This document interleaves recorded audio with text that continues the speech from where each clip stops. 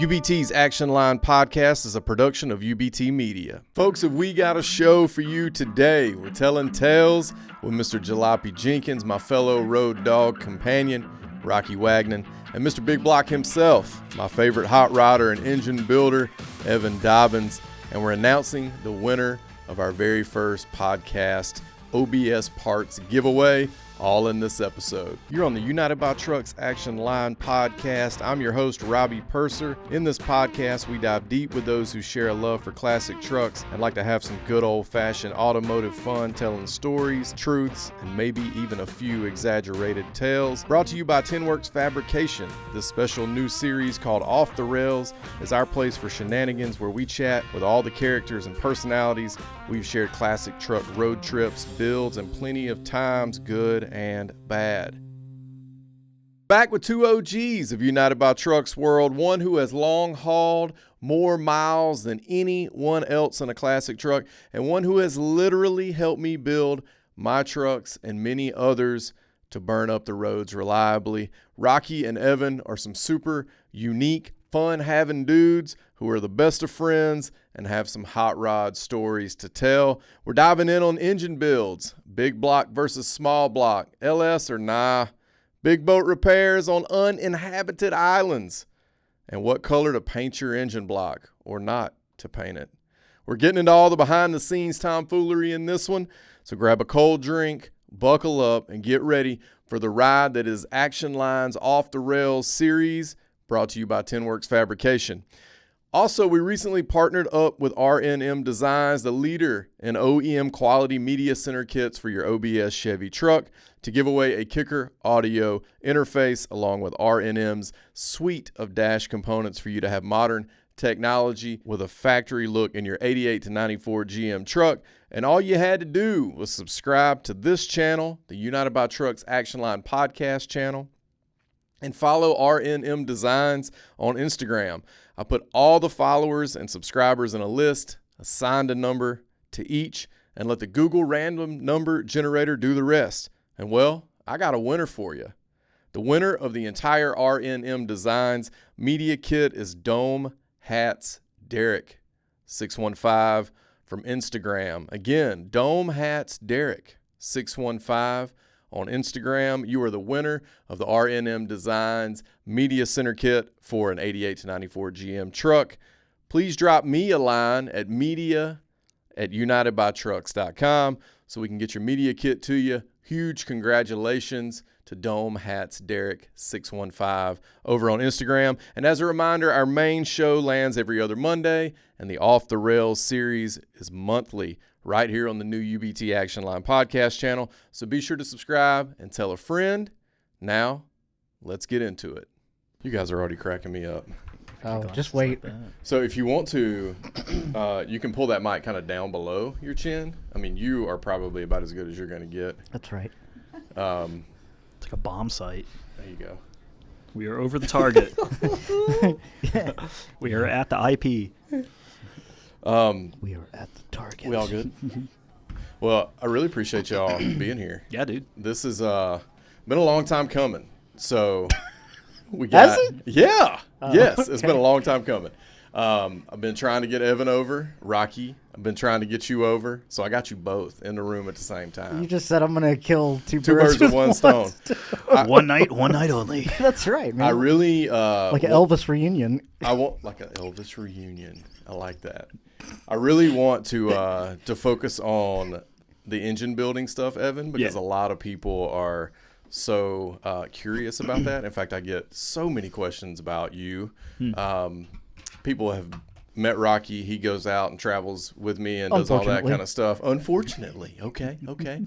But you're not out as much, and so people don't see you as much. So anyway, kind of want to get a bit of your history and talk about your passion for building engines and hot rods and all that kind of stuff. But before we do that, I want to jump in on some project stuff.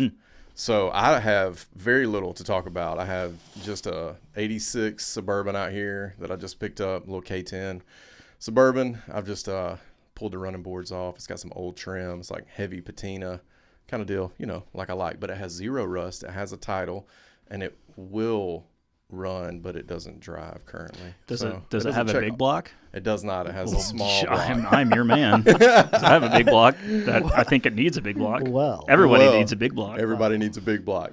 But that's what I've been working on. It's just kind of messing around with that. Actually, been trying to get the shop all sorted out and organized. So I got some stuff I'll show you when we get wrapped here that been trying to make it better from a lighting perspective, from an organization perspective, tools, all that sort of thing. But my man Rocky has got some folks been wanting to hear about because my man ain't got Pearl no more. No Pearl. So Pearl's gone. What's what have you been spending your time on? So I guess it was last year about this time. Started talking to a gentleman in Tennessee who had been following the channel. Really liked the truck. He had a hot rod that I particularly took a liking to. Yeah. And we made a deal happen. Met up at Honest Charlie's in downtown Chattanooga. Yes. And what an appropriate place to make a hot rod trade. right, Honest Charlie's. right. It was literally just key for key trade. So Very cool. I personally think that I got the better end of the deal, but I'm going to be honest with you. I think you did too. Tell everybody what you traded for. So I traded for a 1927 Essex, just traditional 60s style custom hot rod, like what you would see. Say you go back in time and you go to the 60s, like late 50s, early 60s, like Autorama in Detroit, and you see the old hot rods that are all metal flaked out. Yes. And you can put a picture of it. Yeah. I know you've got pictures of it, so you can drop one in there if you want to. But, totally done, period correct, and just... Yeah, I mean, it's like white frame. Totally, yep. White frame, white suspension. White frame, white suspension. White walls. White walls, yep. Old Steelies. school. Yep, old school bias plies. Yeah. Yeah, what's man. the drivetrain in it? So it's got a...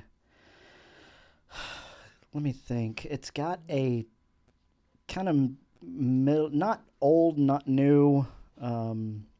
Surprise, surprise! It's a small block. Well, but it's a Jasper Engines rebuilt small block. Yeah. Small block is what it is. Very cool. So 350 small block. Yeah, but it's all decked out and it's got fin valve covers on it. Oh yeah, man, everything's totally period correct on it. Yeah, and you got we'll tell about the header situation because I think that's super awesome. So, and the exhaust. Yeah, so originally it had these crazy traditional type ram horn headers on it that had the side pipes that came out right under the doors. So That burn your legs every single time you get out of the car. Yeah, so my poor mother, I went over and showed her the car, showed my dad, and she's like, "Oh, I want to sit in it." And I'm like, "Okay, cool." I'm like, "Watch your legs." And she's like, "Oh, okay, cool." So as she's getting out, she pulls herself out with her leg on the pipe. Oh no! And you just hear it's just like bacon. Just singe. Yes. It's like a skin graft. Yeah. And I was like, yeah, we got to do You something. did exactly what I didn't want you to do. We got to do something. Yeah. So after getting burned a couple of times on those things, Evan was nice enough for a birthday present. He went. It's like, happy birthday! Stop burning your legs. Yeah, Put these on. They got me some of the traditional lake style headers that come off to the side. Yeah. They're just super cool. eBay's finest. eBay's but finest, they look so good. Oh, they're It great, looks man. so good. They're great. Well, how much is this thing chopped? Do you have any idea? I mean, it's chopped pretty good, right? It's channeled 5 inches and it's chopped 6 inches. Yeah. I mean, when I sit in it, I'm 6 foot. When I sit in it, I'm pretty well hunched down or turning my head sideways. You're like a sardine in a can. Yeah. I mean, you're in it. You are in it. You are in it. And in fact, it's all white on the interior, right? So, well, no, it's white and black White on and the black. interior, Yeah. and the headliner and some of the accents are houndstooth. Yeah. It's a really, really cool car. Well, thanks, man. Super cool. Thank And it you. looks like you. I think a lot of people got introduced to you, at least on the channel stuff, through truck stuff. Yeah. But you like old school vintage stuff, and hot rods, regardless of whether it's a truck or not. And so while you having this car doesn't surprise me at all, because this is right up your alley, Well, if I can interject here, I'm not meaning to cut you off or anything. No, it's all good. But honestly, I'm just so drawn to that time period. Yeah, man. I'm drawn to things because you go outside and you look at new cars now and everything's the same Everything thing, looks man. the And everything's plastic and Yeah. I mean even And one of 10 colors. one of 10 colors. Yeah, absolutely. It's a different shade of silver. It's Yeah, different from right. your silver. Yeah, it's a different shade of blue. We'll it's just call it. It's light blue. It's not bright blue. Yeah. But I've always been drawn to that time period and just things that are more simple and take Yeah. you back to a more simple time. Well, dude, the thing I love most about it is regardless of whether you know what it is or not, and I didn't have a bunch of familiarity with it. I didn't even know Essex was a car, and I hate to, actually, I don't hate to admit that. That's just how it is. I didn't even know that. But when you got this thing and when other people are around it, you can tell, like, it doesn't really matter what's in the parking lot. People are like, that thing's cool. That thing is super cool. And it makes the best choppy cam sounds. Like, y'all recently changed the cam in it, right? That's all Evan. Yeah. That was Evan's doing. What'd Evan, you put in it, Evan? Oh, what did I put in that? It was a thing? Howard's cam. Oh yeah, was it a Rattler? Yeah, it was Probably Howard's. was. It was the Rattler, Rattler. yeah. Yeah, it was those are the good Rattler. old school cams. You can't go wrong. It's like Yeah. the bootlegger. Yes, Like- just like that bootlegger. You can't even buy anymore. Dude, I remember seeing those ads in high school, and I was like, I want that cam. And as soon as you're telling me about it, I was like, I know exactly what I'm putting in that truck. Man, and that, it turned out I hope the perfectly. new owner We will talk about that, is happy too. with that. Oh, yeah, that's one of the things he loves. If you watch the video when he was here, so for folks at home, if you don't know, we gave away Mississippi Mud as a part of a big promotion. He came and picked it up last weekend. His name is Aaron Bryce. Awesome dude. But we filmed a video over on the United by Trucks channel, and the first time he gets in it and fires it up, I've got like an in-cab camera, and I mean, he's just like, because you hear it on TV or on on YouTube. And it's not a crazy It's not cam. the same. It's not. It's It's not even a not. very powerful truck. Yeah. But it just sounds It's great. I remember seeing those Oh. ads for the bootlegger cam back in like old school power block back in like 02, Yeah. 01. Yeah. Seeing those, I was like, that's an awesome cam. Like, why aren't people talking about these? Yes. And then the roller cam craze Right. took off, and no one does flat tap it anymore. I get it, but like that's I'm what I was glad like. we did. I'm putting a bootlegger in this thing. Yeah, I'm so glad we did. Yeah, you should 'Cause it definitely- YouTube the original commercials for those things, the bootlegger cam. Yeah, on YouTube. actually, they're awesome. I think you sent me some of those when we were building mud. Yeah. So you got the Essex going. You recently tried putting 2 4-barrel carburetors on it, and So- what happened with that? So originally it came with a tri-power. Yeah, yes. So it had the tri-power on there, and it was fine. And then we decided that we wanted to cam it, and then that's when all of the gremlins started to come out. Well, once again, mismatched parts. Yeah, You show, realize- you where your weak points are. Yeah, mismatched parts. I didn't want to listen to Evan, so Yeah. Well, that's just what we do sometimes. We're stubborn, and then Evan's just had- over here going, "Do it this way because this is what will work." Evan's always the voice of reason. Yeah, you know? especially on that kind of stuff. So had that, and it was working okay, but it was a mess. Yeah. So I went to a single Edelbrock. Yep. On the setup, and that was great. And then I was like, okay, cool. My dad gave me an old Offenhauser Yeah. 360 dual quad intake. Yes. And I was like, cool, man, I'm gonna throw this on here. And then he gave me some carbs. Yeah. And I put that on there, and I was like, yeah, this is like the tri-power all over again. This just feels like a nightmare, All man. the disasters. Yeah, this is like You got to go back to why you had to do it, of what your dad said when he first saw it. For those who don't know, Rocky's dad is the man. He's combat vet from Nam. Yeah. Tells you exactly how it is. In Oh, that yeah, my respect, dad's- he's Lifelong he fireman. Is, Yeah, my he is dad's the cool. man. Yeah. And, He's cool. Anything he says, you just listen. That's what'd the he key. say? That's the key. You just listen. Yeah, yeah. You just listen. He was like, "Oh man, this trap hour is so stupid, man. You don't want that crap on there." and then so I get the dual quad on there, and I call him and I said, "Hey man, this thing's not working." And he's like, "Well, I don't know why you put it on there." And I'm like, "You told me to put it on there. You told me the tri-power You was told stupid. me- you told Run the me it dual was force. cool. Yeah. So I was like, you know what? I'm just going back to the single. Well, I think the cool thing about that is in that setup, you drove that car. I mean, you drive it all over Metro Atlanta. Yeah. Like Yeah. downtown Atlanta to hang out with Evan or Rick or whomever, and then up to, these the hot rod meets that you do with some of the Rottenwood guys or whomever else. But I'm just Yeah, saying, like, you drive the heck out of this car. I drive it. Of course, I can't drive it like I drove my C10. My C10 was my daily driver forever. Yeah, right. And it's funny, man, going back to, people stopping and looking at you when you're driving it, because people will blow the horn or they'll stop, and for a second, I'll think that I'm in my C10, and I'll like look behind me, and I'll be like, "Man, is something falling off? What's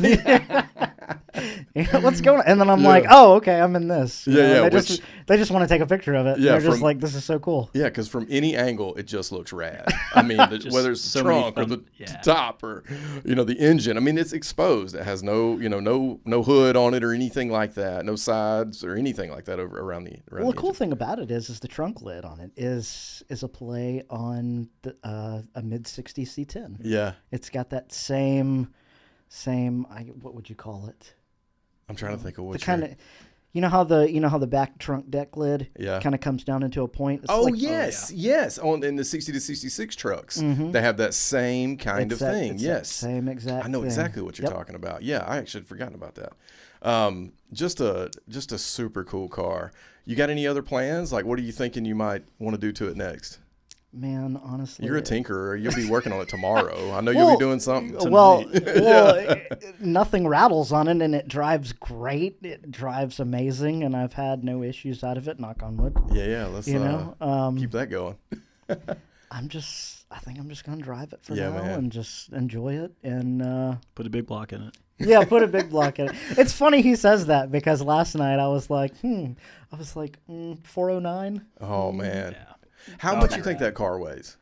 Any idea? Evan, you got any idea? Under 2,000 for sure. I mean, it can't weigh anything. It's a roller skate. Yeah. That's what that thing rides like. It rides like a roller skate on the street.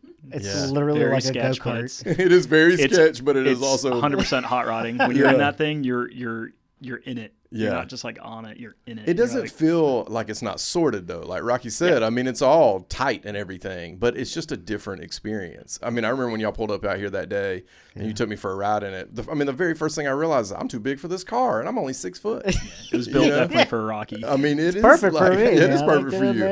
It's it's just a different vibe. I mean, you're looking through glass that's shorter than any glass I've ever looked through. The windshield, what you're looking at, is 6 inches, 5 inches, something like that. It's a time machine. Yeah, if that. And it's got the Safari window that you can push out, which I love. Dude, me too. And I remember I told you. So, fun fact about it: the blue paint coat that is on it is actually a '76 Mariner. Yeah, Mariner blue. So the funny thing is, you got this from a truck guy. Like the guy you got this from. Do you want to say his name? Jonathan Brogdon. Yeah, I mean he's up out of Tennessee. Is that what you said? Yeah, he's up out of Tennessee. Yeah. It's a paint and body guy. Yeah, hot he rod did beautiful guy. work. But he did a great job. I mean, body. from what you know way more about these cars than I do, Evan. Yeah. But he did a good job. Great job. I mean, he's built some truck stuff since then. I know he had some truck stuff before that. So it's just cool that, like, you got this car from a truck guy. And, I mean, that's probably why he painted it Mariner blue, because it's such a cool color, especially coming out of those color. Coming out of those square bodies. It fits that period very well. That's a color that they would have used, or, a variation of that. And with the flake and sparkle and all, and then the white, it just pops like crazy, man. And all of the chrome accents that are on it and everything. It's cool. Well, is that car would technically be considered a 3-window? Is that right? Yeah, 3-window. Yeah. 1 in the back, 2 on the sides. Yeah, with the suicide doors. Yeah. I mean, it's just got all the good stuff. I mean, it's so cool. It's cool. What you been working on, Evan? Building a big block. Yeah, big block. The theme of this episode has now become big block. Dude, big block the world. BBC all They're day long. So cheap. Everyone is LS swapping the world, and I'm like, big block the world. Yeah. And it's great because you go on Marketplace and all the other stuff, and people are like $200, $300. Yeah. I LS swapped it. I don't want this boat anchor. Yep. I'm like, I'll take it all day. Yeah, for sure. And the LSs are great, but the big blocks are even better. I'm like, I'll take it. So I've got a couple questions that we'll get to toward the end that kind of, I want to get your preferences on some things, like your real opinion on some things, because I know you have them, and they're all pretty, I mean, I would say they're informed and educated. But what is the big block that you're building? Like what have you been up to with it? So the last project I did, I hooked up my buddy James. We grew up together in the Keys and went to high school together. He had a 95 Suburban 2500 4x4. Yeah, he does a lot of K2500. Does overlanding in Idaho, and he's like, I'm shipping it to you. The deal is, I want a 6-liter in it. You keep the big block. It runs and drives fine. I just want to LS it. I'm like, yeah, dude, it's fine. Yeah. So we worked out the deal, shipped it to me from Idaho, did the swap, and the deal was I get to keep the big block just for spare or just for fun. Yeah. I'm like, all right. So got them all up and running. Thing rips. I put a Chopacabra cam in that thing. Yeah. And he got it shipped back to Idaho, got it tuned, and the thing's powerhouse. He's already got like 2,000 miles on it. That's awesome, and dude. He loves it. He so absolutely loves it. So you grew up with him in Florida in the Keys, yeah. which I want to get to also, but he lives in Idaho now. Yeah. So dude went from one end of the country, one side of the country to the other. He loves it. And then, that's cool. I got the big block and I stripped it all down, and it's a Gen 5 big block, so there's no fuel pump pad pedestal to it, so it's kind of unique. So I just did good, solid pop-up pistons, decent heads, oval ports, of course. Yep. Decent cam, flat tap it, and just got it all up and running. And it's just orange, Chevy orange, just simple old school dual plane. Yeah. I got a 950 carb I had laying around. I was like, this thing's fine. It doesn't eat all of it, but it's fine. What do you this is every engine builder's favorite question. What kind of power you think it's going to make?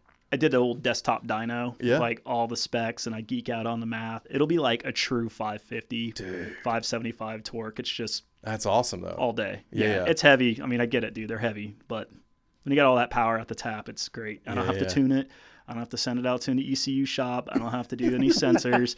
I carb it in a screwdriver, and it's done. Yeah. And an HEI 1-wire, coil, and it's done. What did you do about the fuel pump? Oh, you do have to run electronic off to the side. So no mechanical. Because there's no pad for it. Yeah. Correct. Yeah, just a clicky clacker.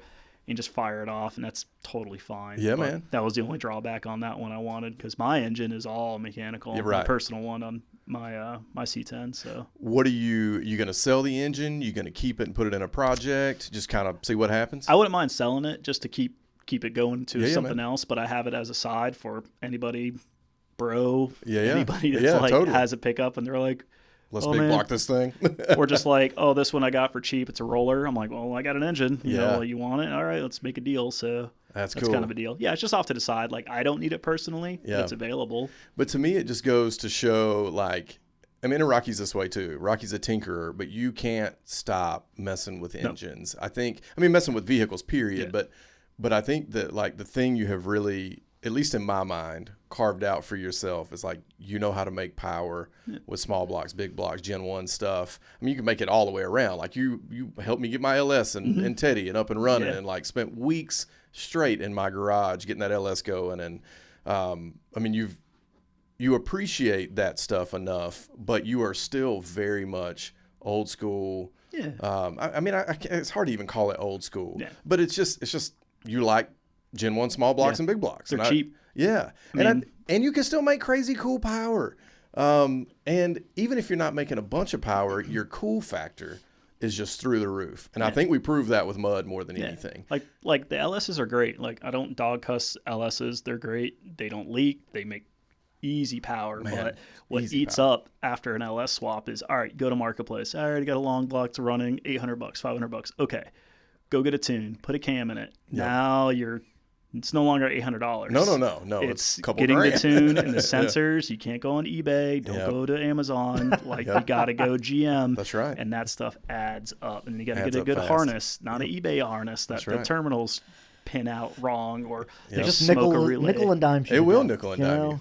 But you're what you're saying right here, everybody needs to hear. Mm-hmm. I mean, I still think I get so many questions, and I still think it's so important that people hear that, like, yes, you can go LS. Yes, LSs are great, but make sure you're putting your money in the right places. Yeah. Do not try to skimp out on coil packs. Do not try to skimp out on sensors or wiring harnesses or even the right oil pan fitment and gaskets. I mean, head gaskets, any of that stuff, knock sensors. Like, make sure you're getting GM or AC Delco, whichever one it is. Because it can come back to bite you. And when you get those things put in whatever vehicle you're putting them in and you have to tear it back into it, is no fun. Yeah, no fun. You and I and people in this room know, I got aftermarket injectors off that brand new 6-liter I built in 5 seconds, 10 seconds into the run, first crank, it stuck the injector and it hydrolocked the motor, windmilled the crank. Yeah. Windmilled the crank off to the block, and adios, brand new engine, all for some aftermarket kind of, I think these injectors are good. And I just got bit. And had to go source another one and build it again, you know, and it was like, no, we'll go GM all the way on this one. So I admire you for saying that. That's not what I was trying to get to. I knew that, but I wasn't going to call you out on it. Stuff happens. I get it. It does happen. I've been building stuff for so long. I get it. And everything's mass produced, and it's still a human factor. You're always going to have that. I get it. Stuff happens, and people know that. Yeah, totally. You get bit. It sucks. I was in a position where I was like, it didn't affect me because I have a day job, and it's not like my personal, like, we're going to lose the shop moment. But I was like, I just delayed it because it was for my buddy, and I was like, just full blown real with him. I'm like, hey man, the engine sounded great for the first 10 seconds before the injector stuck wide open and it hydrolocked your motor and it slung the rod through the side. He's like, oh, I mean, so like, do we have to get another one? I'm like, yeah. He's like, cool. Keep going. Yeah. Because he get it. He understood it. He was like, it's nothing on you. These nothing things happen. That's right. But what it does reinforce, though, is make sure you're spending your money in the right place with good injectors or good GM, OEM type parts. The tune, the harness, all that stuff. That's what makes the LS separate from everything. If it's a stock LS swap, sure. Yeah. Stock harness, stock ECU, put it in. Not even a cam, you're fine. But as soon as you cam it, things are different. You got you need a throttle body for this. Oh, you got to dial it in, set TPS voltage. Oh, they're not adjusted. And then it just you need a converter. If you're going to run run the rabbit hole, you go. Yeah. And there's only so much information you can get on the internet versus like, okay, let me trust this person versus deep diving it yourself. And you're like, I think I don't know what I'm doing, but. Well, I think the thing that you have always helped me out with so much is I have experience buying the right parts, experience researching the right parts in a lot of ways, obviously with your help, especially when it comes to building Gen 1 stuff.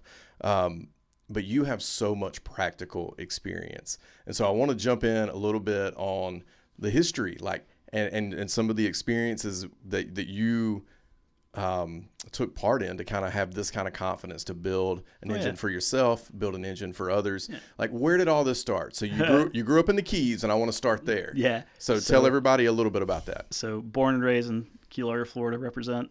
And did that for 30 plus years. And I was like, all right, it's time for me to grow and get out of here because there's not much more to do down there than fish and drink, and I wasn't really a fisherman, so there's only one thing left to do, and I was like, there's more to life than this. And I love it to death. I'll always defend my hometown and love my friends and everything I've learned. I wouldn't trade it for anything. My childhood was best. But worked at I went to MMI, Motorcycle Mechanics Institute, and it was always a wrench. I always wrenched for my dad. My dad owned a marine diesel shop, so he did big diesels, big stuff. We built boats, hot rods, guns, like just everything mechanical. And then I took it to a different level to go motorcycles because I raced motocross my whole life as well. So I wanted to be pro level, factory level mechanic, travel, do the outdoors, do supercross, do all that. And that industry is very of who you know, not good how you are on the ranch side. Yeah, it's one of those situations, which is fine. I mean, it is what it is. That's life. That's life. And did MMI, and I just been at power sports dealerships basically my whole career for about 12, 13 years. At Yamaha dealerships, did all that stuff, and I specialize in watercraft because that's fortunately where it pays. Anything on the water, people are going to pay way more than your four-wheeler, your side-by-side, your two wheels. They'll pay way more to have your boat and your wave runner fixed for the weekend than your ATV to go sling mud. Yeah, makes sense. So I did that for, like I said, for a while, and then I got an opportunity to go to the factory level.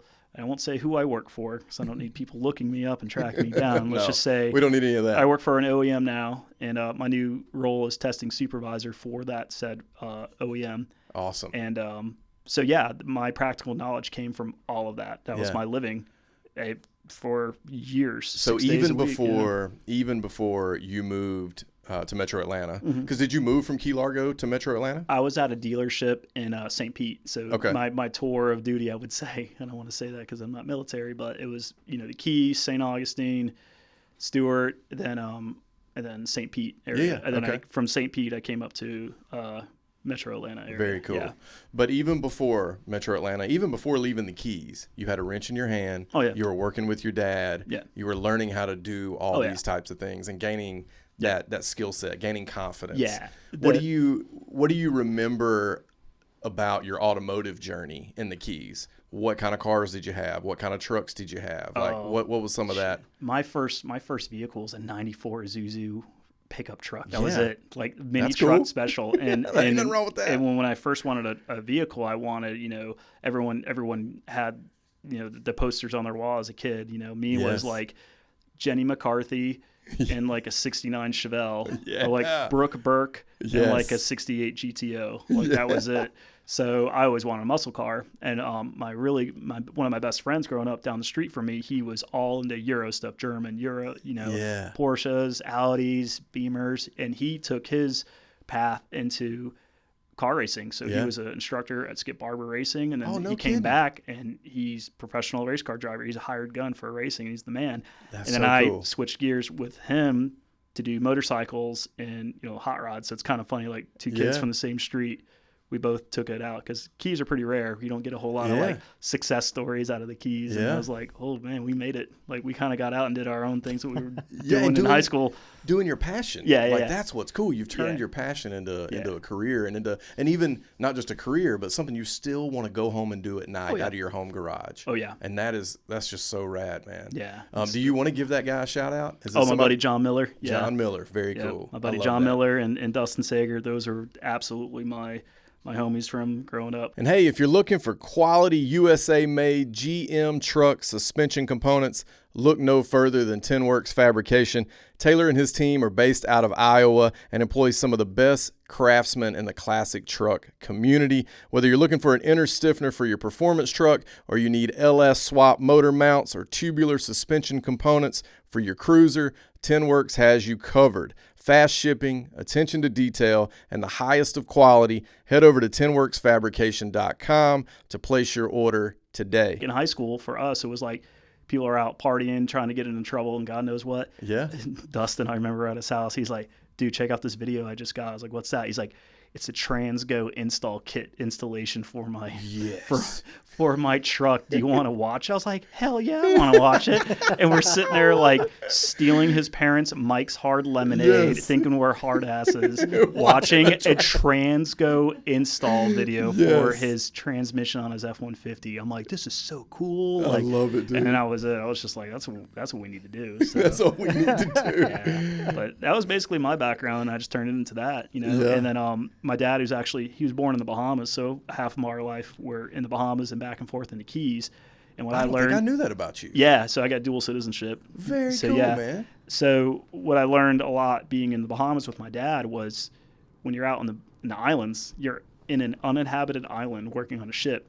He had 2 landing crafts, basically same boats that you see in Saving Private Ryan, the movie. Drop the ramp, troops come out. He had 2 of them. He had a 74-footer and a 68-footer, and he ran freight. Man, those are giants. So being over there and you're on an uninhabited island and stuff breaks, there's no Napa.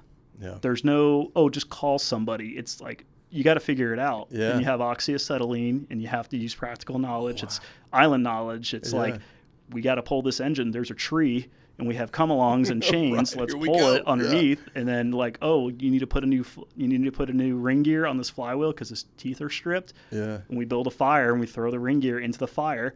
And then we hammer it onto the flywheel and to get the boat so you can go home because you're on an uninhabited island. There's nowhere to go and you need to fix something. Yeah. I mean, say what it is about the islands, but that's the difference when you're looking when a lot of, and I'm not trying to discourage people building new stuff from new, but you got to understand a lot of people in other countries build engines in the desert, in the dirt, in the jungle. Yep. And that stuff's been running for how long? Yeah. It's just fine. Yeah. Like change the oil. That's fine, but you watch some of these homies out there in the islands and doing this stuff. Not to say it's not quality polished, but by God, it works.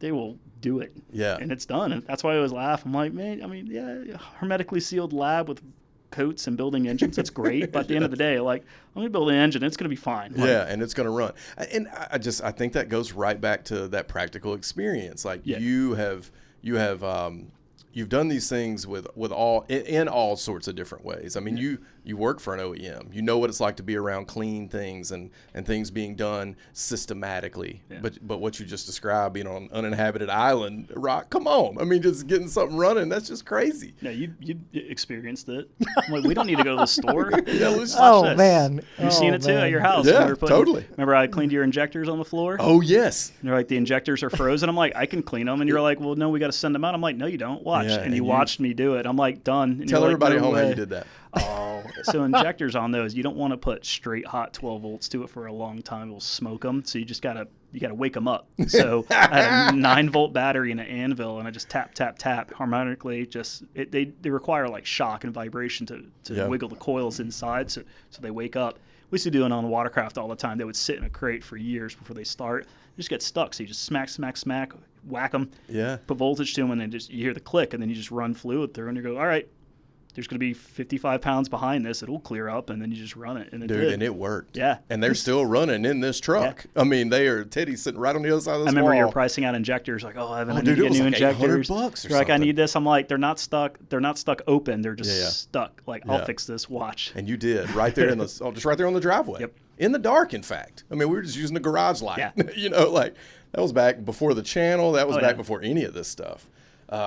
Which is also cool that we have been able to have these experiences as the channel has grown and be a part of each other's builds. And it's just been really cool. I've seen a lot of transformation with your personal C10. Yeah. I do want to talk about that a little bit. Tell everybody at home kind of how all that started. Let me ask you something. Did you have that C10 in the keys at all? Okay, so start there. I bought it when I was 19. My good buddy Alan's uncle had it, and I was looking for like either 3rd gen to put a big block in it or like an old muscle car. And my buddy Alan's like, dude, I got the best of both worlds. It's a truck and it's a hot rod. I was like, show me. Yeah. And around the corner from my dad's shop is a 69 white C10, regular cab, regular short bed. Yep. And he's like, yeah, it's for sale. My uncle Lupe, he'll probably just give you a dumb number. Just go up to him and just give him cash. I'm like, all right. So I walked over to him. I was like, what's the thing got? He's like, oh, it's got a blown up 327 in it. I was like, that's not factory. He's like, nah. He's like, I don't know. It doesn't run. Yeah. I was like, you want to sell it? Well, I don't know. And it was right around Christmas time. And I just had some cash in my pocket. I was like, look, man, I'll be right back. Came back, and I was like, here's cash right now, as is, where it's right before Christmas. Good Santa Claus Everybody money. Needs a little money. Everybody needs Santa Claus to hit it. And he just grabs it, and he goes, here you go, man. Appreciate it. So I towed it back to my dad's shop and immediately went on Summit and just racked up my little 19-year-old credit card I had and got my 327 running. And that was my daily driver. I sold my little Isuzu truck. And that was my daily driver all through MMI in Orlando. I was driving it every single day for a couple of years. And then got the opportunity to come up here, Metro Atlanta, for the job. And I finally had a place with a garage. Because in the Keys, there's no garages. There's nothing. Still houses. Is this the first house I came to? Yeah. The garage that was kind of down. You had some motorcycles in there? Oh, yeah. So then I was able to do basically a frame off. So I did a cab swap on it, blew it all apart.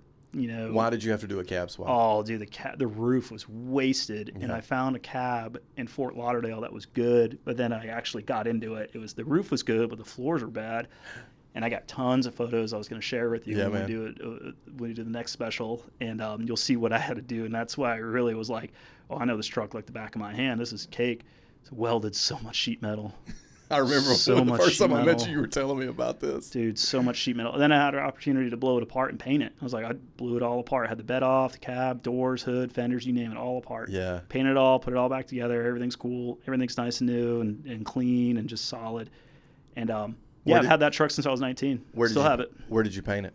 In the garage. I love it. Yeah, I knew the answer. I put Visqueen everywhere, ran a bunch of filters on my gun, and there you go. It's Eastwood white, and I put flat clear over it. So it has some protection on it. Yep. It looks like an eggshell. It does. Like you walk by, and it has like that feel of an eggshell and the depth of an eggshell, but it's got clear on it. So yeah. We're going to do a What's in My Driveway on it soon, but just really quickly, what is the drivetrain in that truck now? And take people kind of through the journey, because it's been a journey. Yeah. When I first met you, it was a wild something else, and now it's still something very wild. Yeah, so it has that 327 in it in the beginning, which is had a turbo 350 that got blown.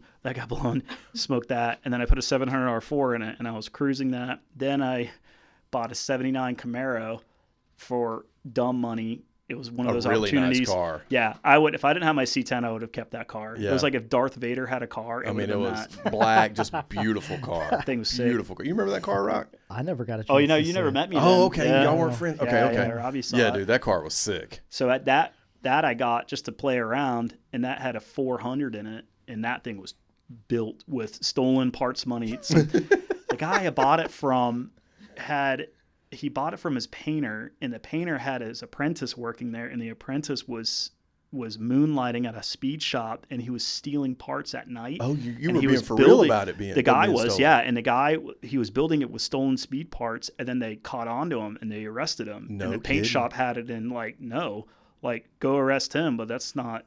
So anyway, the guy was Wow. like, this is sold, I'm out of here, I don't want this car. So this guy I bought it from them and So told me the whole shop story. kept it Yeah. and then sold the Yeah. car on They their want own. nothing to do with it. But got rid of the guy Yeah, and then yeah, sold yeah. the car. So the guy's Perfect. like, I had it, I painted it black, it looks cool, I'm over it, it's yours, here's the price. I was like, done. So I got it. So I had awesome parts on it. Yes. So I was like, well, this is going in my truck. So I took the 400 out of the Camaro, swapped the 327 in the Camaro, sold the Camaro, and the Camaro was rad already, so it was fine.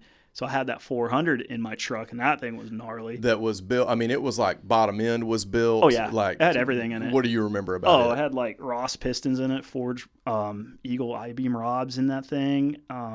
Had dart heads, single plane, huge comp, solid lifter, flat tappet solid lifter. Like you name it, it had it. And the thing it didn't do anything below $3,000. It was a dog, and it would wrap out at like 65, 67, and still had more. And Dude. I didn't get it that high because it was just like, what's the point? Yeah.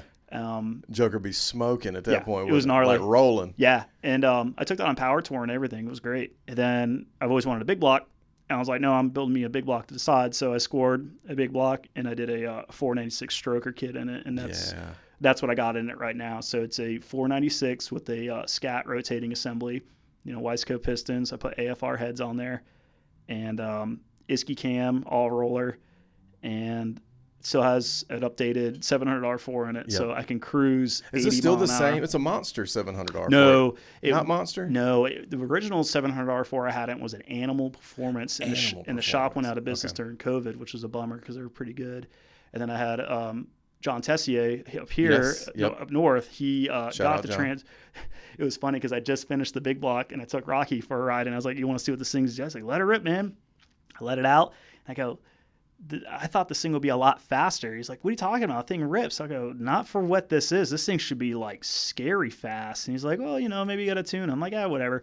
So then we pull up to the red light and it turns green. I hit the throttle, it just revs. It doesn't go anywhere. I'm like, that's why it sucks, because I just smoked the transmission. That would be why. So took it out. John Tessier hooked me up and rebuilt it. And now it's like, beastly. Dude, it breaks tires loose at 55 mile an hour. I love it. You're just cruising and you just look left and right and you go, you ready? And they go, yeah. And you just hit it and you're sideways. Like I don't think I've ridden in it yet. Not with this setup. Let me be clear. That's like in like second and third gear. Yeah. Just ripping. It's violent. Just ripping. I took Rick for a ride in it and he's like, nope. I had enough of that. Nope. No more. Get off. Take me home. Yeah. We went to lunch. He was like, all right. I'm good. I'm really excited to get some footage of this thing. This podcast will come out before we do the What's in My Driveway, but you guys have got some really cool stuff to look forward to over on the United by Trucks channel with the What's in My Driveway we're going to do on that truck. We're going to fully profile it. Your current issue with the truck is would probably be bewildering to people since they know you can like build this truck all from nothing. What's been going on, man? Just a windshield. So I swapped. They get everybody. They got me. They get me so many times. I swapped the original glass because it was all original. I had a bunch of welding slag all over it from the years of me burning sheet metal and that thing. I was like, yeah, whatever. So now I'm like, all right, got awesome deal with AMD. Love those guys. And they got all clear glass and put the rear in, put the sides in, no problem. Put the front in, and as you know. Aftermarket glass versus factory glass, just a little different. We're working it, and just little tiny extra pressure, and just plink. Yeah. And you're like, all right, it happens, no big deal. That was on me. Yeah, roll Rock over there with a heavy hand. So no. So I'm over at Evan's house, and I'm giving him a hand with the windshield, and man, we're fighting this thing. Because ask anybody, we did the same thing on my C10. Yeah. Huck. Yes. And Huck is in his truck laughing his tail off right now. oh, about he is. This. He is. Huck and Mike and I forgot who else was there. This was at our shop in Dallas, right? Yeah. Dude, 9 hours. Yeah. 9 hours to get that windshield in. So anyway, back to Evan. So, but I mean, that's why I pay Glass by Mark to do it now. Yeah. And I know you reached out to him, and it's just doesn't make financial sense for him to come down there. But he's awesome. I'm in Atlanta, and he's way up north. That's right. It's no skin off his back. It's just logistics. But it hard. is surprising. It has surprised me over the years who all has trouble getting aftermarket glass in these trucks. I mean, it can be just maddening. So once the front windshield's in, we'll come down and shoot that thing. But that's where it's at right now. That's all good, man. Yeah. I want to jump back though and bring you both into this conversation. I don't know when you two met. When did you two meet? Yeah. When we our went first date? to, I remember our first date. When was y'all's first date? We had our first date. Because, I mean, you two are like homies for life now. Yeah. I mean, I always want to point that out with our crew, you know? Yeah. We had our first date in your truck, Robbie. Yeah. Did you? Yeah. We're going to work on John's Paget's Oh, yes. Orange C10. Yes. Yeah. Yes. Yeah, and he was in there, and we were talking about when you got the shop with Mike, the first one, and I was like, dude, that's cool, that's good. And then you're like, hey, we're going to pick up my buddy Rock. And I was like, yeah, right on. So that was it. And that's how I met him. So this would have been picked him up. 2020 probably? No. 2019. Way before that. 2018. Yeah. Probably. It was on the channel. Yeah. Because you went up and helped John. Yeah, got him on up and that running. 72 C10 he had. Yeah, got him running. That doing nice burnouts. truck. Yes. Yeah, that's right. I think that's actually doing a burnout in the video. Yeah. Okay, so that was when y'all first met. Mm-hmm. I could not remember exactly when it was. That's so rad, though. Yeah. And then y'all been just like, I mean, y'all have both helped each other, but Evan has helped you tremendously, Rocky, on all sorts of stuff. Motorcycles, C10s, now this Essex. Evan's helped me more than I could ever help him and repay that back. Same. You know, ever. Same. Ever. Evan is our secret weapon. It's like people know about him, but we don't. Because you don't do this as a job. No, you do this because you love it. I love it. And I just hook up my homies, and this is my church, if you will. I love this is what I do. So then when I first met you, I was looking for parts for my C10. Yep. Basically what I wanted was original AC dash or heater controls. And I wanted the original so I can gut it to make a box to put a cell phone in or charger. And then that's when I met you on your C10 Craigslist. And I pulled in and you were like, dude, you're my age and you just moved here and you have this. And like, what? And you're like, we need to like hang because I run this. I'm like, you do? I'm like, rad. I just moved here. Like, I'm down, man. Usually the guys I kick it with are like, MC guys. And I'm like, I don't want to hang out with those guys anymore. So, it was a treat. I remember telling you then that I had some plan because I was at the time I had got the C10 Club Georgia thing going, and we were just trying to assemble folks to go cruise these trucks and hang out and do that kind of thing, like-minded folks. But I remember telling you in the driveway, hey, I'm thinking about doing something more. Like I didn't know what it was. It wasn't Whitlock Garage, United about Trucks or anything like that. Then it was just like I want to build some trucks. I want to build a truck, which ultimately ended up being Teddy, the first iteration of it, which you helped me so much. I mean, and let's talk about that a little bit. We got the body and all on the truck at John Paget's. I think I set the motor in. You said you would help me with wiring it up and getting it running and like getting it mechanical because me and my dad were taking it on Power Tour in 2018. And your old man had a health issue. He did. He just had a stroke. You and your wife, God, man, you guys had to take care of him, and God, you were in that position to do that. It was really awesome of you. So it's so cool to kind of to think about that. Like we lived about 30 minutes or 20 minutes apart at the time. Yeah, because I was up here at the time. Yep. And my dad was having some health issues, so he was staying with us so he could get to therapy. But you would come over every night for, was it 2 or 3 weeks? Oh, yeah. I mean, every single night for 2 or 3 weeks. You would go work your OEM job, and then you would come over and work in my dimly lit garage with some other C10 stuffed right up next to it. No tools. No, hardly any tools, which is still the case, it seems. Delicious food. Yeah, my wife's making amazing dinner every night. Night. God. Every night. It was awesome. If Sarah nails anything, it is showing our friends love with food. I mean, that's her love language. It's true. And we all need to eat, especially when we're wrenching. So I'm so thankful for it. It is but true. the memories I have from that, because I didn't film very much of that because I didn't have the channel. I didn't know I wanted to start a YouTube channel or anything like that. But this was June of 2018. We successfully go and drive this truck 2,000 miles on power tour. Me and my dad, who was recovering from a stroke, had the time of our lives. I texted him about it today. I sent him a picture of us on power tour and said, wasn't this an awesome memory? And he said, yes, I'm ready to do it again. I just remember everything after all we hustled on that. We were on power tour. I'm like, you check the oil? And you're like, yeah. And we pull up to the first stop. I'm like, you check the oil? You're like, yeah. And then after power tour, I'm like, you check that oil? You go, dude, I didn't touch a thing on that. I didn't touch a thing. I didn't touch it. And it's still absolutely cruising. I'm like, you're killing me, dude. And we had it on a but you were still thinking Gen 1 small block too, though, because like but still, that truck didn't even leak oil. Yeah. It actually leaks oil now, and we've rebuilt it. That's the ridiculous part. But that truck ran 30,000 miles on a PSI bench tune that you wired up in the truck. And I mean, we never touched it again. The most reliable thing was when you hit the ignition. Yeah. You know, that thing would rattle. I mean, Rocky knows. He drove it all over the place too. Like that truck, it would do that better than anything, would run up and down the road. So I'm super thankful that we were able to do that. But what it ended up spurring and like spawning was this channel and all this stuff we do with UBT now, which is so cool to me to think about. Like, you know, it was something, a conversation, like just a really elementary conversation we had in my driveway. I didn't know what it was. You were probably like, this guy's talking out both sides of his mouth. He don't even know what he's talking about. It was great because you're like my age and you're down for like C10s. And I was like, finally. Like, I just had this thing. I was just like, I think me and my friends could do some cool stuff. And like I was starting to meet a bunch of great people that were into all sorts of stuff, had a bunch of different skills. 'Cause I think if I've done anything right, it's bring people together that have a bunch of different skill sets, a bunch of different personalities. Like we're all super diverse group of folks, but yet we still achieve some really cool stuff. And we build trucks and vehicles that can be driven. And that are driven. That's the main thing. Like, drive them, and if something happens, all right, you just go to any AutoZone. Like,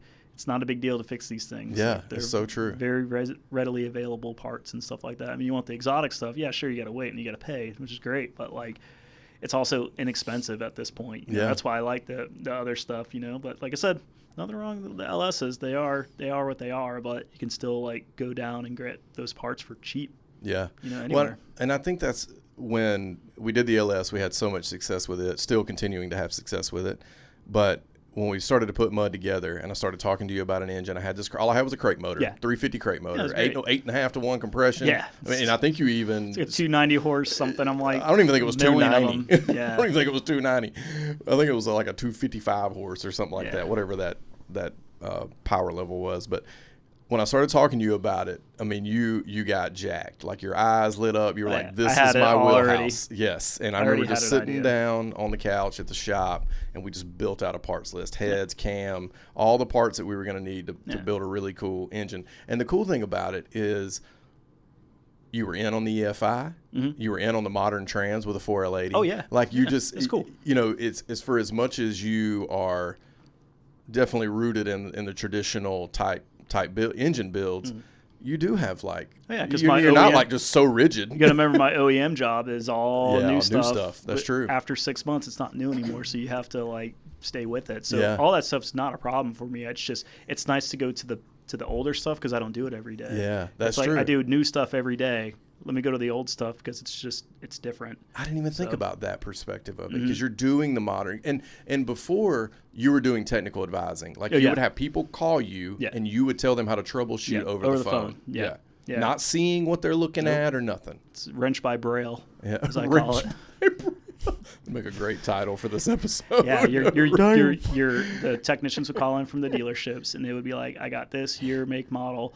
It's doing X, Y, and Z. What do I do? Yeah. And I have to sit there and troubleshoot it with them with my knowledge and experience. I'm like, they do that. Like, that model does that, is what I like to call it, TMDT. That model does that. That's normal.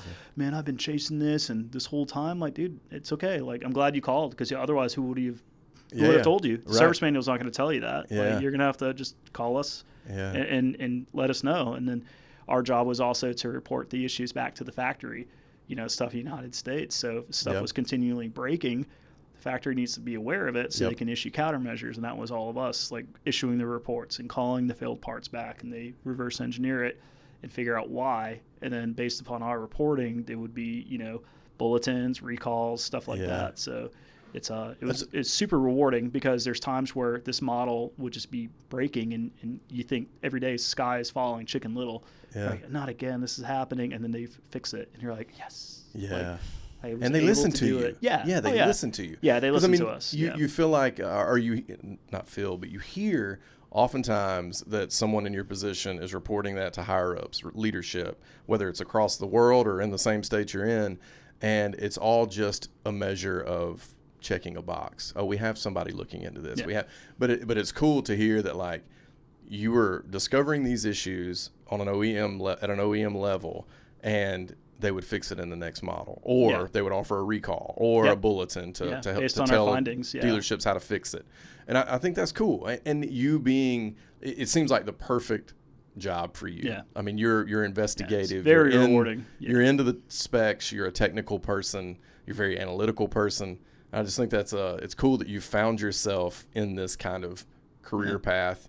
And like I said, still fulfilling your passion piece at night, or you know, on the weekends. It's a good break, because you can do the new stuff all day, every day, and you just get saturated, and you're like, I need to go back to like something so just basic and nothing. It's a screwdriver, it's a jet. You know, it's an orifice, and it's a mechanical thing, and this happens. Okay. And it's just cake. And then you go back to your regular job, and you're like, it's actually not that bad, because this is the same thing. It's just electrically done. That's fine. You know? That's true. That's a good perspective. I want to talk a little bit more about your projects. So you've had some really cool. You're into all sorts of stuff, not just trucks. Your truck is just what you've kept around.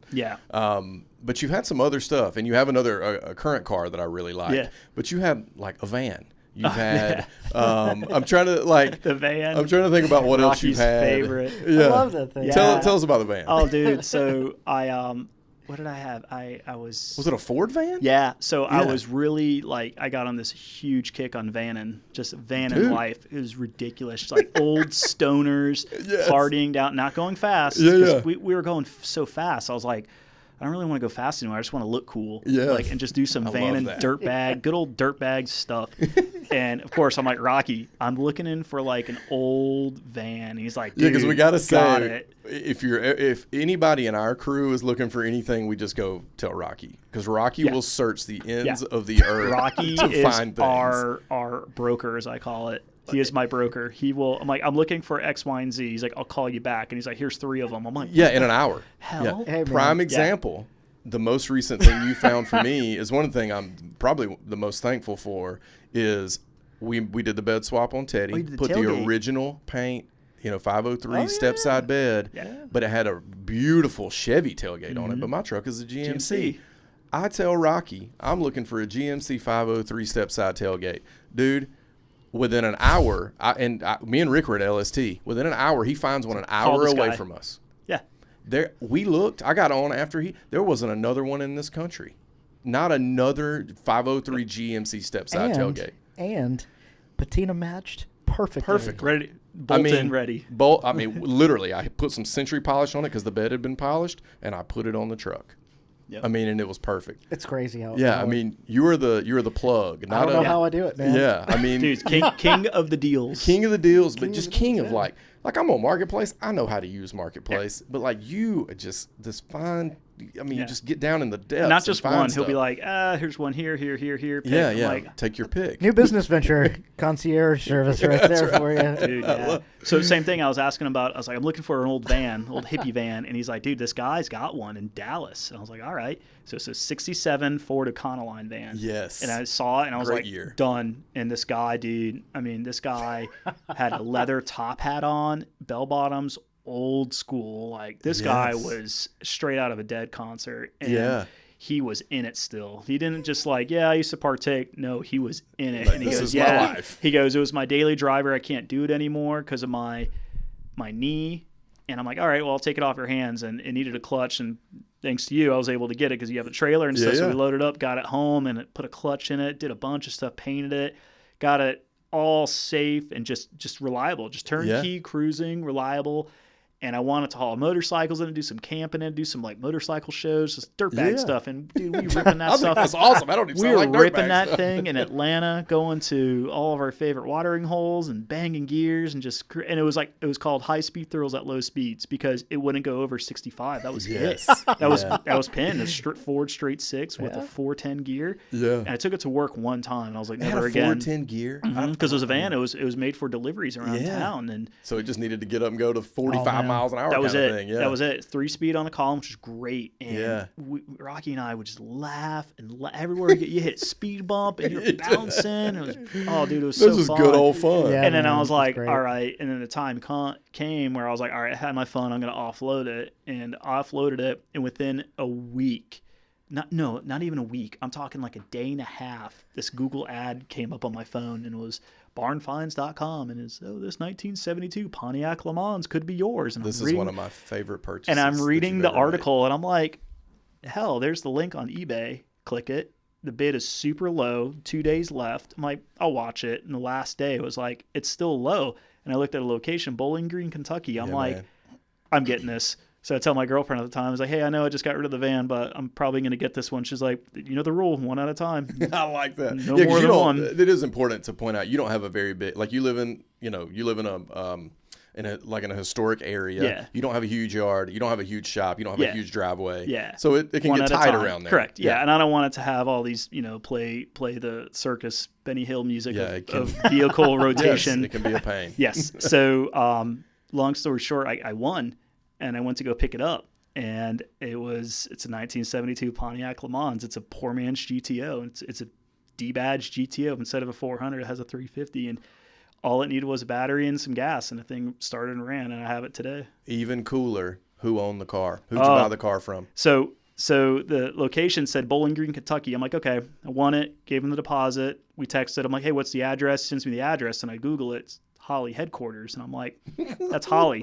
So I hit him back up. I was like, hey, man, I could see it's at Holly. Do you work there? And he goes, yeah. I go, oh, right on, man. Yeah, I'm in the industry too. I work for an OEM. That's awesome. Cool. So what do you do there? He goes, well, I kind of run the joint. And I see the name and I see this, and I'm like, are you the president and CEO of the? He goes, yeah. Well, shit. Sure was. What T-shirt do you wear?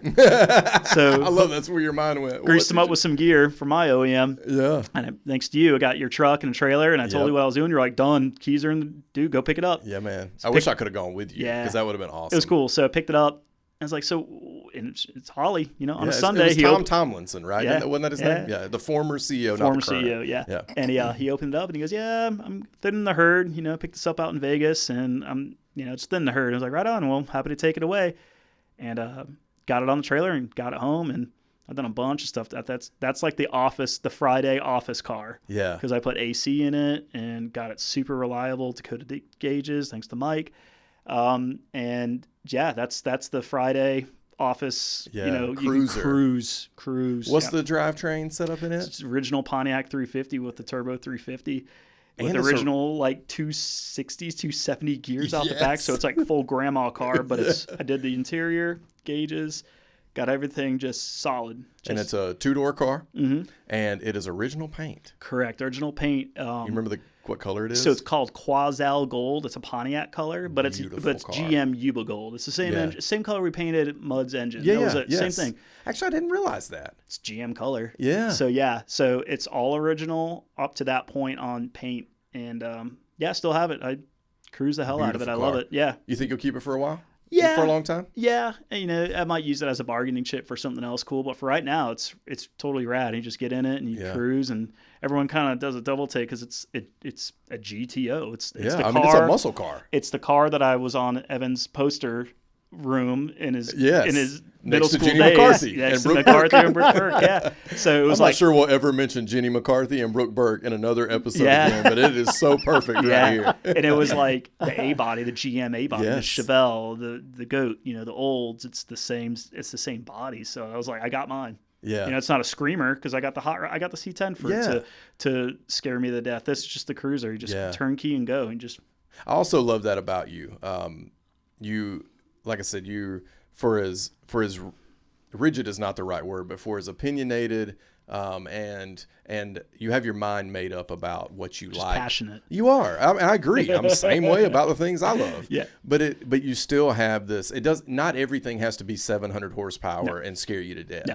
You have this, really diverse, style and preference for classic vehicles, and I love that. And once you do a lot of them, you kind of like, all right, great, it's 700 horse, okay.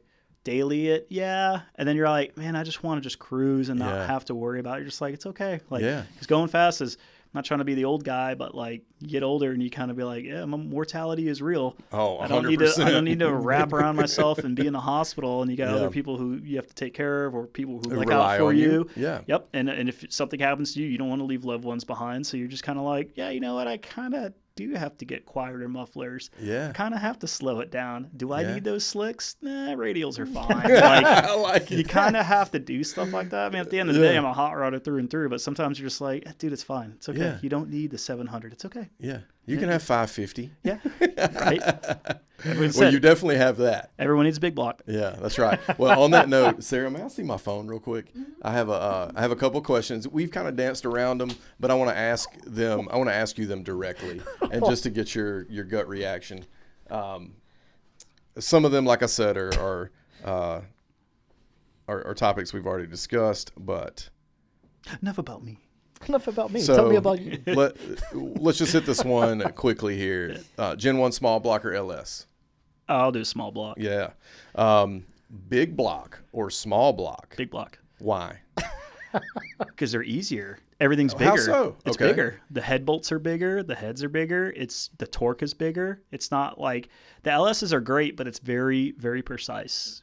And my OEM is very precise. Yeah. So it's nice to be like, oh, instead of 20 head bolts, this thing uses 8. Yeah. And the bolts are half inch by, not tiny metric little ones, all these fasteners in a row. It's big bolts here, and it's high yield torque. It's not Newton meter, 20 Newton meter everywhere you go. It's 95 foot-pounds. Pull, done. Would you say the same though over a Gen 1 small block? Yeah. Yeah. So it's all that still applies. Yeah. Yeah. And because I have no experience with big blocks. Oh, other than you're they're the just only bigger. one I've ever seen one had one on a stand that I paid attention to. Yeah. It's and just bigger. It's great because like the head bolts are bigger, the heads are everything's just slightly bigger, and that's it. Yeah. They're heavier than hell, but I get it. But you can make a lot more power with them. You can make more power. Like I said, the LSs are great. They're super lightweight, and they make a ton of power. You put a cam in them, they make tons of power. But just like you open up the hood, and people are like, damn. Like, it looks like a robot in there. they're just like. But if you got a big block, you're like. No, that's when they go damn. Oh, They're like, yeah. That's a big block. Like, it's there. I mean, it's a boat anchor. I love it. But like even what Rocky was saying, like I would love to do like an old 409. Yes. Like the old just stuff that you don't see every day. Like I said, it's a LS 409. Well, that was actually a the car W that was engine. That was the X-frame first car. Yeah, like it was the first. That was GM's first big block. 348, 409. Yeah, Yep. 348 is what I was also trying the to porcupine think head. about. Yeah. I remember Boris from Street Machinery had a 67. Actually, when we went to Dino's, he had a 67 C10 with a 348 in it. And Those are cool. Super expensive. killer. Yeah. Finding I think it was probably one a that's pretty expensive build. They're more expensive than like Gen 2 Hemis. Really? Like, and I think his had if I remember correctly, Boris, you can correct me, but I think he had a turbo 350 kind of deal with a gear vendor's overdrive on it, and just drove it all the way from Ohio. Those things used to have power slides in them, the old Power Glide. Yeah. Oh yeah, Power man. slide. Power slide. Two little 2-speed power glide. Little 2 gears. Impalas and stuff. That's what they had. Yeah. Well, that's cool, man. I thought you would say that, but I wanted to ask you directly. What color block do you hate the most? Oh, black. and that came There's from a practical reason. Yeah, that came from my dad back in the day when we do a lot of marine engines and stuff like that. And my dad was very, very precise, and he was all about maintenance. And his pride was maintenance. His pride was you open up the engine compartment or the engine room. He wanted to look like the space shuttle. Yeah. Like everything is safety wired there for a reason. And the reason why black engines, he drilled it into me. He goes, you can't see the oil leaks. Yeah. When you're 1,000 miles offshore, you want to be able to open the engine room and check your vitals to keep going. Like, that's and you're leaking. like, that's leaking. Yeah. So that kind of drilled into me when I was like 12. I was like, yeah, all right. And then, the murdered out scene came out. I mean, I remember doing flat black like 98, 99 with my buddies in high school. And it was cool then. And then it just got super popular. We're like, all right, we got to change gears. Hence why I went flat white. So then a lot of people were doing black engines, and I get it because it's practical. I mean, and I think it looks cool. It does look cool, but as a mechanic and somebody that's just constantly worrying about vitals and making sure it's tip top every single time, you can't see the oil leaks. You put cardboard on the floor, you see it dripping, but it's too late by then. So totally. That's why. And to me, it just hides it. I'd rather do crazy wacko colors like Well, gold. And you know what? That's why we stay gold. That's right. That's why we stay gold, baby. I knew y'all would both love this helmet. That is a vintage helmet, by the way. It's just been newly pinstriped. Yeah. But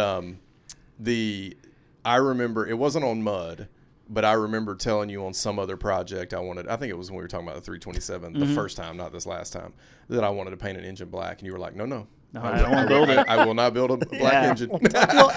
And I appreciated that. The colors are so endless. Yeah. It's like look up a GM catalog book of colors that they use. Which is exactly what we did on mud. Heart, and you know them by heart. You're like, I want this color code. I'm like, done. Why not? Like, all right, black. All right, cool. But everyone does it. Like, do the... See, I don't even know the paint code for Teddy. 503. There you go. Let's do an engine block 503. Yeah, we are. I have it in there for Teddy. Why not? Whenever like, we rebuild I always love the GM orange, gold, Pontiac gold, old school, Cadillac gold. There's a bunch of paint codes from '67 there on those trucks. That's right. Yeah. Like even the light yellow. Yeah, dude, that butternut yellow color. Oh my gosh. Beautiful. I've seen engines, the purple ones like Freiberger did, the Barney engine. I was like, why not? Yeah. And it pisses people off, and it's hilarious. I think it's so cool. But you are the one that got me thinking outside the box. And you're the one that got me thinking, just like you said, let's just do it a GM paint code. Let's do it an accent color, but let it be. You got Skyline Blue? Yeah. Let's do Yuba Not Gold even that. in the engine Like, bay. look at Fender's colors. Look at Gibson's colors. Yep. Like, why not? Like, that's prime opportunity to make it different from everyone else, and it just has that extra little twist to your build. You're like, that's Gibson color they used in the late 60s that they would, nitro put on there, or Fender color like Rocky builds. Rocky builds guitars on the sides. I mean, he built that guitar hanging on the wall. That's right. He knows all the Fender colors. Yeah, hello, old friend. And he's that Olympic white, Yeah, and he knows all the old school colors, surf green and all that stuff. It's like, Daphne blue. Yes. Like, do it. Yeah. Let's do it. Why not? It is cool because we're all into old school stuff. We're into this. Why not just use what was created in the 60s and 70s or 50s? And it's ironic because I wear a lot of black because it hides grease. Yes. Yeah. And you're a wrencher. Yeah, and it hides grease. So I'm like total don't listen to me. I'm full of crap. But I wear a lot of black, but no black engines because you can't see the grease. But I'm trying to hide my grease as I'm talking and conversing with people. Yeah. So. I love it. That was total contradiction. That was one that I knew would get a good rise. Carb or EFI? I do Carb. Yeah. EFI is great. EFI is here to stay. It's not going anywhere. It's great. I do like the Carb because there's a lot of people who don't know carbs. And I'm one of them. And unfortunately, with the generations going on right now, with how mechanics are coming out, my old mentors, they're retiring. Yeah. And that art is getting lost. Totally. And it's like the old farm equipment. That stuff's getting lost. Points. Yes. Setting points. People still don't. I mean, thank God for YouTube because there's people out there still passing that trade along. But like now it's EFI. They don't even teach two-stroke theory in some mechanics classes anymore because it's like.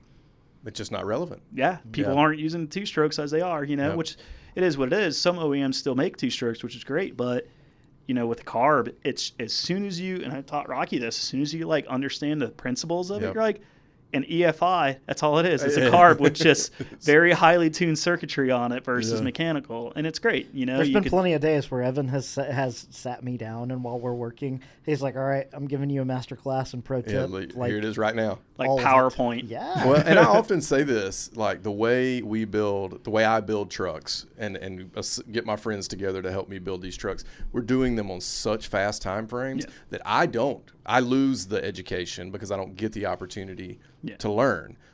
When you slow these things down, like you and Evan do a lot of times, Rocky, you learn a lot more. And I think that is one gap or one real big disadvantage to building things very quickly. Is you lose some of the learning process, especially when you have somebody like you, Evan, who knows a lot about carbs and knows how to build an engine and all that stuff. For as much as I've learned from you, there are things you got to just sometimes just step back, slow down, and really try to. And like I said, EFI is great. I can do EFI all day, every day. It's great.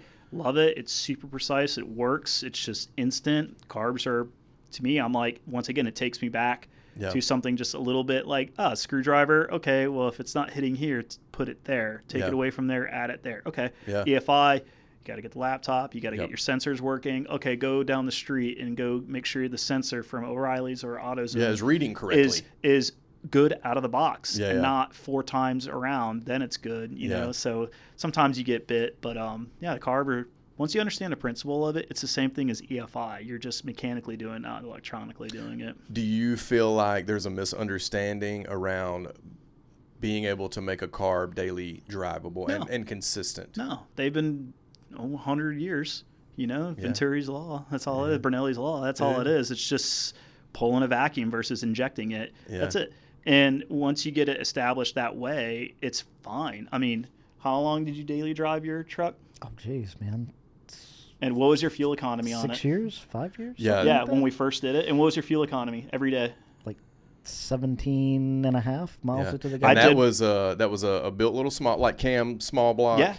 Yeah, we did a thumper cam on that thing with dart heads. And that was 17 miles to the gallon with the cam. Yeah. With carb, with it being and it carb. had a little Holly carb on it. Yeah, Holly a 600. little 650, 670 vacuum 650. secondary. It was a 750, or excuse me, it was a 670 vacuum secondary. Very cool. Because I've got this Burb. It's an 86 out here, and they didn't go to fuel inject until 87, so it's not a TBI, center bolt motor. It's a regular Gen 1 small probably block. old Quadrajet on there or something. But I've got a Holly 600 because of you. I went and bought a Holly 600 just to have on the shelf. So I've got one on the shelf in there, and I'm like, I think I'm going to put this on here and just see if we can get some reliability out of it. Because I, as much as I love LS and as much as I love just hitting the key and going, Mud put something back in me that I can't shake. Because people were always they were like, man, I think it's so cool you put a small block in there and you just drive that all over the country. Now, yes, it was fuel injected, but whatever. Like the motor did all it was supposed to do, didn't leak a drop. Yeah. Never leaked anything. Yeah. And I put 8,000 miles on it in, 2 years. Yeah. And you crammed the miles on that thing. Me and Rocky drove it to Arizona immediately. Didn't even shake it down for me. I'm sitting there sweating bullets at home. I'm like, how's the engine? How's the engine? How's the engine? Great. And Rocky's like, it's fine, dude. Stop. I'm like, never stopped. I'm just like, just please check it. I don't want something to happen. Just double check. You're like, dude, it's fine. It's fine. It's fine. I'm like, oh, it was great, man. But I think I've said this multiple times. When we get together, especially on something of mine, it's understood that, like, above all, I'm going to drive this thing. And I'm going to drive it 100 miles on Monday, and then I'm going to drive it 3,000 miles on Tuesday, Wednesday, and Thursday. So as long as you go into it with that mindset, we've proven like that above all. Don't, stance, wheels and tires, all that stuff, it can take a back seat. We've got to have something that runs. Yeah, the practicality of it, that's what I'm all about. Like, don't get me wrong, I love the crazy exotic builds, the huge wheels, the $100,000 builds. Like, I can't afford that. That's not my style. So I try to make it where it's like, I can go to Walmart and get those tires. If something happens down the road, I can do this. I can put this back together with this. Okay, no big deal. And not so where it's like, it leaves you out. You're like, I'm done. The crank sensor just fried. I'm done. And you're like, can't get that until 3 days from now. I remember my on Power Tour years ago, my MSD box smoked. It just overheated. And that was the same year I was out with my dad, wasn't it? No, this was subsequent year. This was the year. No, that was a different year. Okay. So the first year is with Dustin and I with you, and then the second one I did was with my buddy James. Yep. When I did that 6-liter build for my MSD box smoked on the ride. It was just cruise along with the 400 small block cruising. It just that was it. Done. Man. No warning, no, they just off. Like somebody turned the key off and it just coasted. It's like, I think the MSD box just took a crap. James like, the light's not turning on. I was like, yeah, it's done. Dang. So I hitchhiked some good Samaritans. Let me go to O'Reilly's and I bought an HEI because I had all my MSD stuff in there and I plopped it in. And he's got videos of all that and it's done. Yeah. And we kept on going. Like, there's no problem. Yeah, it was no problem. Not to say everybody's experience like that is going to be the same as mine. There's nothing wrong with MSD. It's just it's what happened. Totally. Yeah. But I think what you're saying is so important and relevant in the fact that our mission and goal is to keep these trucks and cars on the road, to drive them. Like that's the point. Yes, I want them to look cool. Yes, I want them to have a certain stance. But at the end of the day, if I can't get in the thing and drive it, what good is it? I don't want to just sit there and look at it. Yeah, it's a drag. Yeah, it can be a drag. And I think I'm trying to, for as much as I'm still going to do the LS crate motor with all the modern technology, I also am trying to, I feel like I could learn more because I kind of just skipped over a lot of the basic stuff around carbs. And so I think there's still a lot to at least prove to myself, but also prove to the younger generation that, like, just because you bought that 85 C10 with the stock 305 and the Quadrajet on it and it runs good, don't think you got to have the LS. That's right. Don't even think you got to have the big block. Yeah, that's right. Just get your truck running as good as you can and drive it. Yeah. Like, and that's that was the goal. that's a big thing, is like the first thing a lot. And that's why I was finding big blocks and small blocks were so cheap on Marketplace, because they just LS it immediately. And I'm like, and once again, I get it. Yes. Like, I get why people do it, but like, first thing they have to do is like, I can't, if I don't LS it, I'm a chump. It's like, no, bro. No. Like, no, not at don't all. Don't think of it like that. Like, you're fine. Like, once again, just hell, we started with, doing dumb stuff with small blocks and worked our way up to the EFI stuff. And so, well, I've had a lot of fun today. I think we're kind of coming to the end of our time here. Rocky, did you get everything in you wanted to say? Sorry, Rocky. No, we're gonna have Rocky back on. Yes. We're gonna do a very focused Rocky profile as well. But when I started this podcast, me and Rocky talked about just me and Rocky getting in a room with a guest just, because Rocky's very intuitive and, picks up on things. And so, and he's a lot of fun.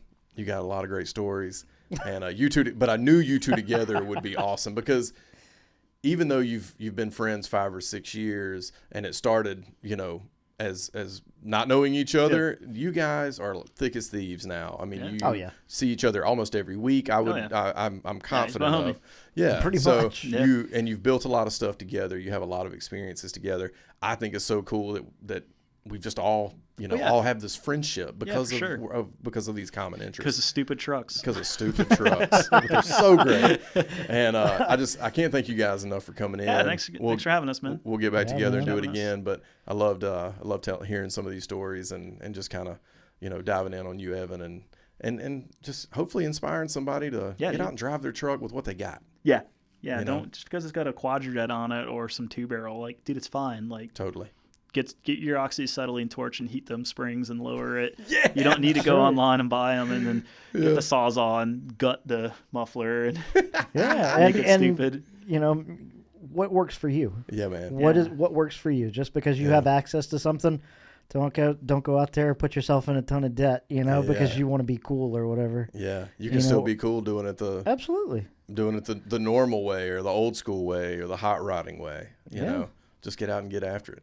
For sure. Hell yeah. Well, appreciate you guys. Yeah, Thanks, man. We'll do it again soon. All right. All right, man.